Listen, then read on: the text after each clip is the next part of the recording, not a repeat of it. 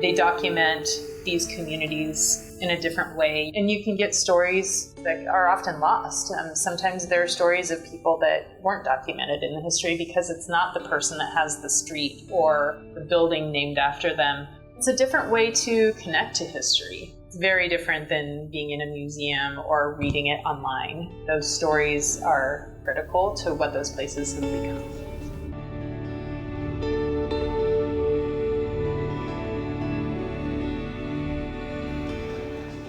So before Metro bought the property, this was all private property. This road is a private road. The cemetery is a private cemetery. Metro has worked with us to allow people to have access across our private property and that kind of stuff. There we go. Some of the founding people of the Kenema area are buried in here. Pioneer cemeteries have a lot of different meaning for different people. In Oregon, we have a designation for historic cemeteries. So it could include the cemeteries of the indigenous people who were here, who aren't considered pioneer.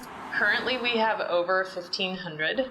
The definition for the state is any cemetery that has the burial of a person who died before February 14th, 1909. That's 50 years from statehood. All those early Western immigrants who were coming out and settling it essentially as part of the United States. Making yourself open to the potential of what you can find there is cool. So if you're really into art, then it might be the beautiful carving that's on there.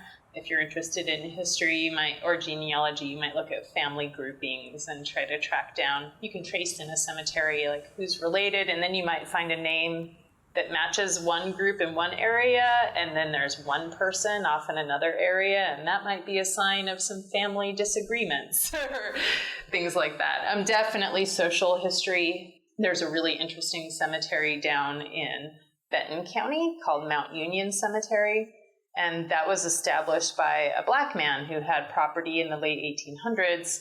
He created it because there were people not allowed to be buried in other cemeteries, and he wanted one where anyone would be allowed to be buried.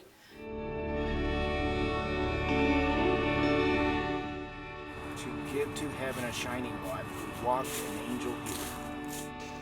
Well, for us, it's just preservation. This is history. This is part of the Kenema. And it's just preserving it to keep it for people to see, people to enjoy. Just pride in where you live and just keeping things going. And it's very nice out here, very quiet. If we're available, we are happy to come down and let somebody in.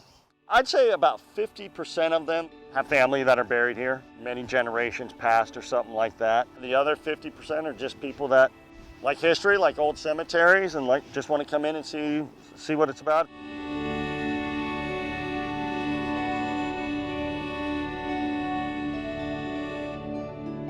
It's called vandalism fencing. We've had people come in and they'll cut, you can't see it from the inside, but they come in and they are cutting the cyclone fence to get access. So they bent the post, so this is the stuff that we're kind of having to deal with that is very upsetting. It's not frequent, but it happens. Often people think that you'll never know who did it, but the people who do that kind of thing in cemeteries, they tend to brag about it or talk about it. The beans get spilled somehow, and so often they are caught. If they use the right laws to prosecute them, then they can be required to pay back costs for repair.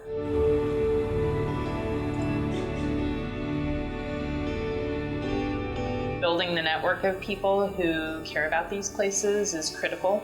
I think people in Oregon love the outdoors. I think they have an interest in nature coming together with interesting places. And so the opportunity is really great here to have people engaged with cemeteries. It's knowing where you come from to understand where you should be going.